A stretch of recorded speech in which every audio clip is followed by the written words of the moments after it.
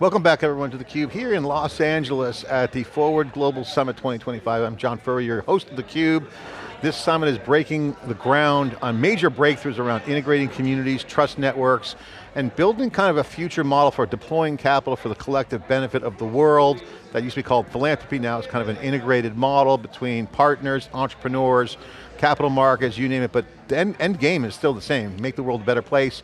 Jeff Booth is here, he wrote the book Price of Tomorrow, general partner at Ego Death Capital. Egos will die in this new era. Hopefully the collective intelligence of the individuals in a group will do it. Jeff, great to see you. Thanks for coming on. Thank you, great to see you too. So you gave a breakfast talk this morning about Bitcoin, and I'm so glad you came on. Next week we're going to be doing a crypto series, crypto trailblazers, because now you're starting to see liquidity from Bitcoin. Numbers are up, still going to go up.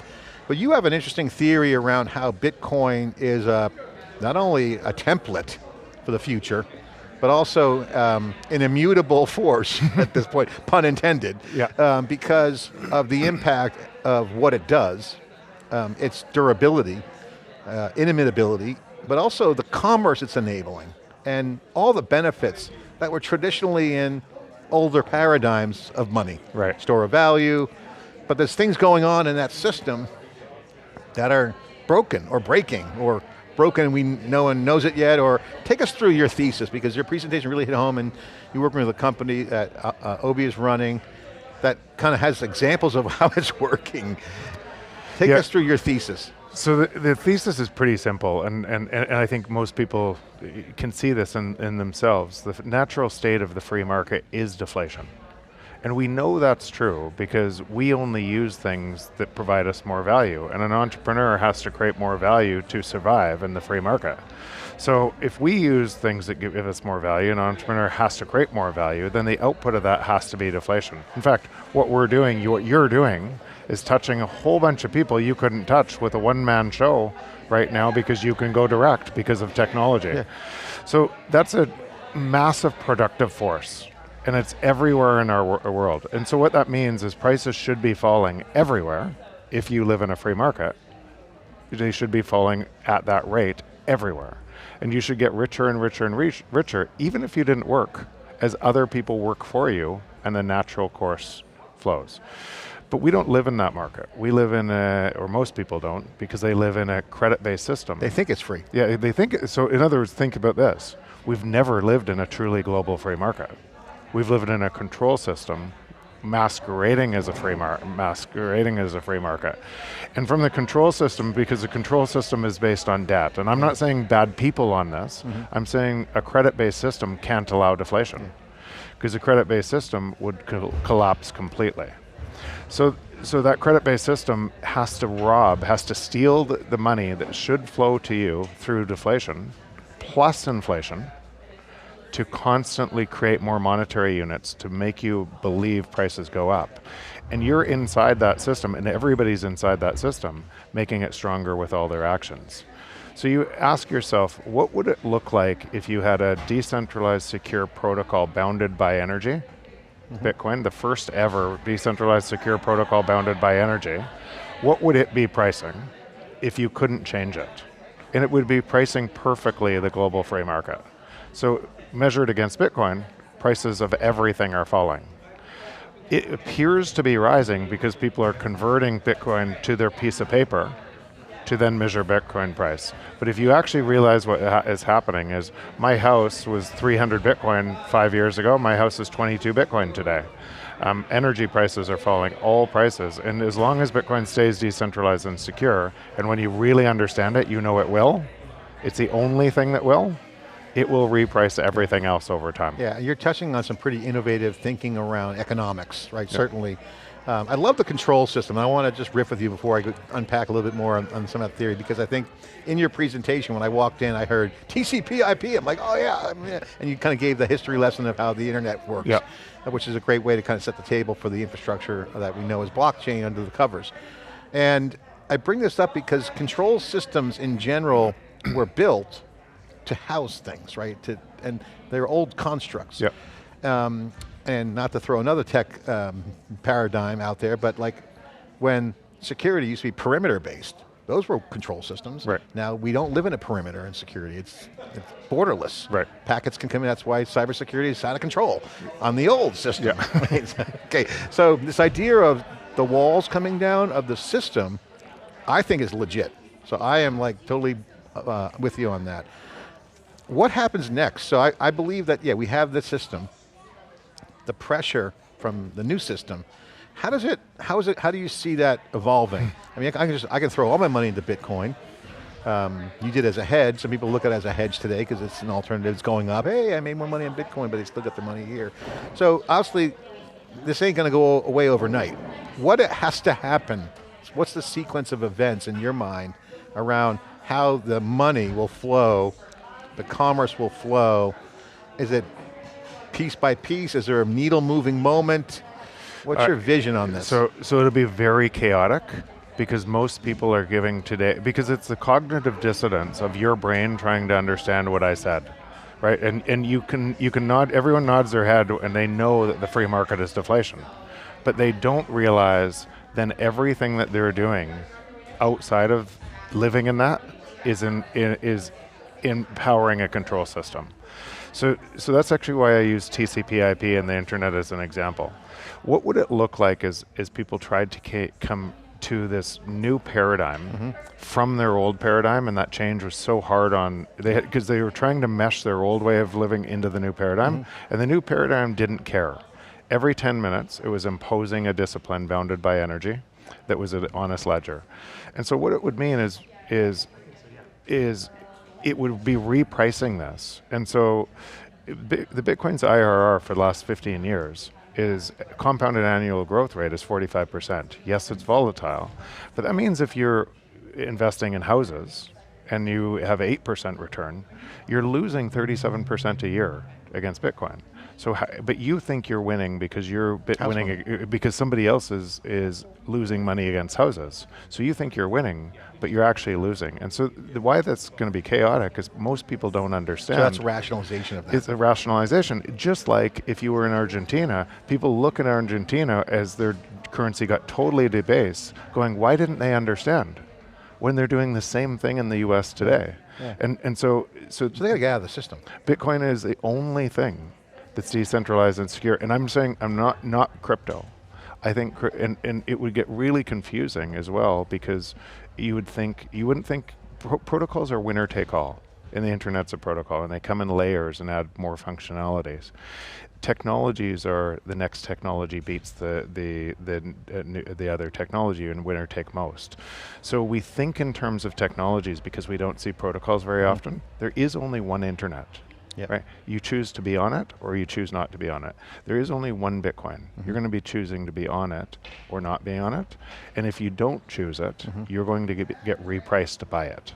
And it's developing in layers, and there's more and more functionality building in layers. In fact, at EgoDeath, that's what we're investing in. And we're investing in, and if you saw what was happening and the rate of growth all around the world, you'd be very inspired. I think it's inspiring. I think people just don't know yet what to do. There's a little bit of rationalism mindset-wise. Totally. Because it's mind-blowing to the average. Wait, all my money's, why would I put it all into Bitcoin? What if some hacker takes Feels it? scary. I might lose my key.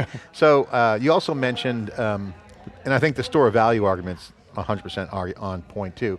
Take me through the options. You mentioned sole custody. There's mechanisms for an average person, the philanthropist saying, hey, I got all the billions of dollars, whatever.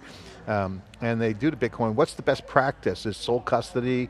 You mentioned Coinbase, some of these intermediaries. Is that just a stopgap? Is that a halfway house for kind of evolution of more managed service? You mentioned ETFs. Like, what's the good out of that? Are those good signs or bad signs, or just temporary? I think they're neutral, and this is a confusing topic, and everybody has their different view of this. Here's my view of it.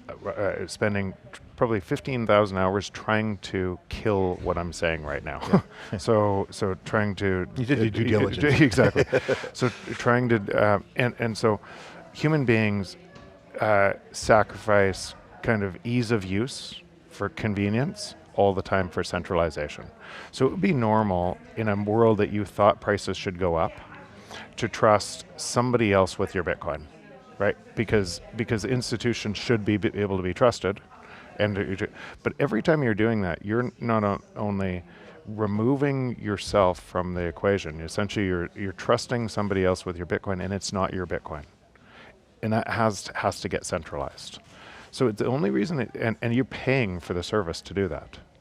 So you're paying somebody to be able to be a trusted instrument. Yeah. So I'm a very big believer in self-custody, and you have to understand how you can have zero counterparty risk to the existing system, no counterparty risk, by having self-custody and doing that well. Yes, you have to learn how to trust yourself. You have to learn how to set that up safely. But once you do, then it becomes very, very easy to live outside of that system, and in your world will literally get better and better. So there are better. Tutorials online for self-custody, tactics, lock boxes, whatever. And if don't hold it all in your house. Exactly. Exactly. You get house. I won't encourage bad behavior, but there's been incidents where I know my friends who were, home invaded for their self-custody. So you have to have a strategy. There are mechanisms. There are great mechanisms for that. Okay. Talk about alternative stable coins, Ethereum, other crypto platforms. A lot of developers loved Ethereum when it came out because you can build decentralized applications which had smart contracts, again, taking the middleman out, a great concept. Yeah. What's your thoughts on that developer angle side of it? And then we'll go into some examples where you're seeing some people today that you're funding. So I reduce this down to first principles. And the decentralization security bounded by energy is the innovation. So if you and all of the other blockchains either have to lack security or be centralized. So the hack on the exchange with Ethereum last week, that they actually had a talk about rolling it back to take it back, tells you it's not decentralized. You couldn't do that with Bitcoin. There is nobody to roll it back. It's no resilience. So when somebody it's already secure. It's bounded by energy. It's secure. You said bounded by energy. Describe that for the folks who heard that. What do you mean? It's bounded by energy. So because of proof of work on how it chases abundant energy and it sources and you have to do the work to mine Bitcoin, find that holds it to energy. Right, so it puts a floor of energy, which is actually our new operating system for the world, and so that bounded by energy, you can't change that. Energy, you mean power? I mean electricity, power, all of the compute that goes in. The way the compute works to mine this is the number one cost in mining Bitcoin is the energy.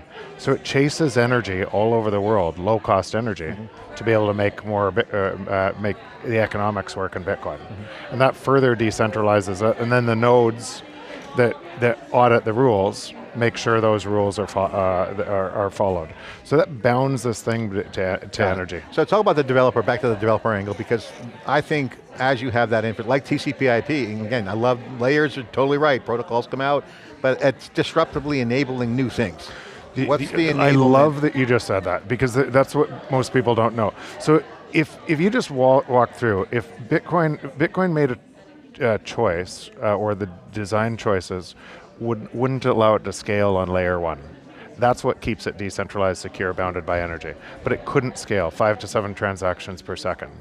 And so what people think now is, and then if you were just in this world and Bitcoin was repricing you and it appeared to you everyone was getting rich in Bitcoin, but it was every 10 minutes just repricing the world, right? And it appeared to you, then it would make sense, I'm going to create a better Bitcoin, right?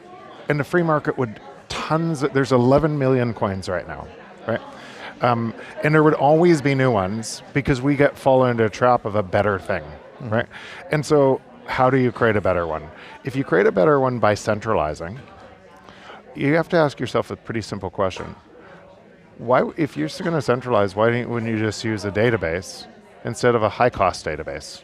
Right. You wouldn't use a blockchain to centralize. I know, but you wouldn't use a blockchain to centralize. Yeah. So what ends up happening is Bitcoin then develops Lightning Network and Liquid and other layer 2s that right now, most people don't know this, touch 650 million people in the world that are transacting on Bitcoin all the time. 650 million, it's growing, layer 2 is growing faster than the internet was growing in the 90s. And people don't even realize that it does all these transactions. The other argument I would get in favor of this conversation is, you mentioned TCP/IP. I remember specifically when they came out because I was working at IBM at the time, right as a co-op student, and SNA was the Systems Network Architecture proprietary protocol. DEC had DECnet, if you will. The nerds out there that are my age know that. Then you're weird, like me, but that was when TCP came out, that was the OSI stack, which only the middle layers got standardized on. But I remember the conversation was TCP/IP is a de facto standard. It wasn't a standard. No. It became a standard because it was open and connected campuses. Exactly. And then Cisco was born, all that stuff happened. So the choice was then, embrace it for the collective benefit or compete. And no one else could compete. Because open networks win. Because there's more minds contributing to the open network. And so we're not used to that because the internet on top of it has been captured by money. So we think of the network effect only as the giant companies, but open networks at the protocol level win. They always win. Protocols are winner take all, I agree. And they were winner take all. And so all of the innovation that's happening on top of Bitcoin right now is just natively in all the layers. And so if you're inside, it's a standard. It's a standard. It's a standard. It's a standard. Again, like it's better to have the agreement. Let's just use that. Yeah. And then everybody wins. Exactly. Everybody wins. And it would be normal that people would try to only win themselves and have a different coin. Yeah. Right. But they move up the stack, so to speak. But then those people that are doing those coins, if they were just honest actors and being in Bitcoin, they would win more. Well, Jeff, this is why I talk to Elliot about this all the time. Media education, because people need to get educated that it's actually an enablement. Not a detriment. Exactly. And so I think that is just education. Hey, you could make money with this or do whatever you want to do. And so talk about some examples. You have a great example in your talk, which I was like blown away. It's a social freedom thing with Bitcoin, but the mechanism of what they're doing is so compelling. It's early days, but they just go direct and they're changing countries. I mean, this is like freedom fighter platform of the century. Yeah, I mean, it's incredible. You want results. Take us through that example and why it's important from a systems perspective, because that's the innovation outside the application itself is freedom for all, which I love. Yeah, so that one example, and we're invested in a whole bunch of these different examples, but that one example came out of a need. Essentially, Bitcoin, most people saw it, the people saw it as a store of value, but not a utility where they could create value, communication, and everything else. So this company created, on top of Bitcoin, another protocol called Fediment that sits on top of Bitcoin, is integrated to it using I won't get technical, but the simple thing is it provides privacy of communications, complete privacy of communications, and money inside a network that a community can own for themselves. And those communities are now growing all over the world, and it's tethered to Bitcoin, and they're growing so fast all over the world. Why? Because authoritarian dictators are rising in the world, and this gives the antidote to that. And I like that confidence angle too, because when you have stability in protocols, whether it's open, I believe open trusted networks is a big deal, open networks and protocols, open always wins, that's my philosophy, take it or leave it. I think everyone would agree with that. Then you could have confidence. Exactly. And so overthrowing a government, you got to have confidence. Yeah. You can't half-ass it. Otherwise you get, consequences are grave. But imagine what happens in the overthrow. In these governments, they shut off your communications. They shut off your banking. That's how these dictators thrive. But if they can't shut off your communications, they can't shut off your banking because you're outside of that network, all of the power goes back to the people. It removes the power from the it takes all the middlemen out. It's a classic gatekeeper, middleman argument. Just the efficiency. Again, I'm biased on this because I believe it is happening. It's totally happening. It's going to continue. Jeff, thank you. We'll have to do a deep dive on this again because there's so much we can go into for an hour. Actually beat Joe Rogan's record, I think, for 6 hours. Thanks for coming on. Yeah, thanks very much. All right. Jeff Booth is here. Again, the innovation is across the board. Forward Global is bringing together not just philanthropists, donors, everyone's a philanthropist. You can donate your time, your capital, as human intelligence becomes the focus the innovations, and deflation. We heard deflation is going, price is going to drop with things like Bitcoin. So stay with us for more coverage. Thecube.net, we're bringing all the data to you. Thanks for watching.